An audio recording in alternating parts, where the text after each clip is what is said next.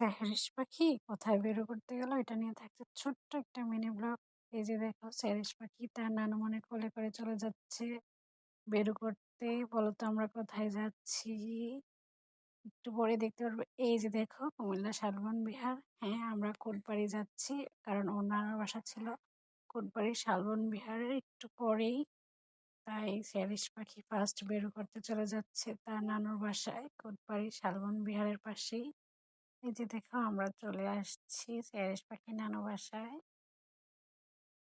পরপরই ওর নানা ভাই আমাদেরকে তালে ডাক পেটে দিলে আমরা খেলাম। তারপর আমরা আসছি আসলে বিকালবেলা, যার কারণে সন্ধ্যা হয়ে গেছে। তারপর আমরা আমাদের সব খালাতো ভাই বোনরা মিলে এই কুমিল্লা ইউনিভার্সিটির ভিতরে ঘুরে আসি।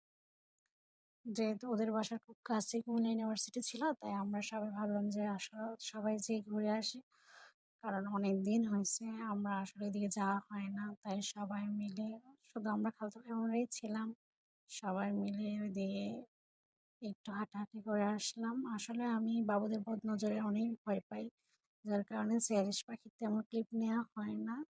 বাট ও সব নানুদের সাথে খুব আনন্দ, খুব এনজয় করতেছিল। আমি খুব ভয় পাচ্ছিলাম, যেহেতু স্যারিস পাখি ফার্স্ট বের করতে যাওয়া।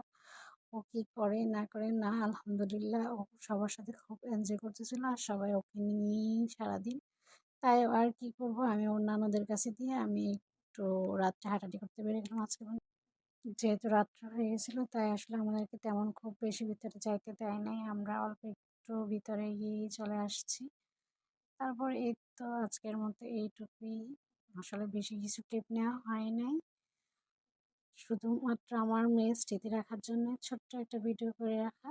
ধন্যবাদ, আজকের মতো এইটুকুই। আল্লাহ হাফেজ।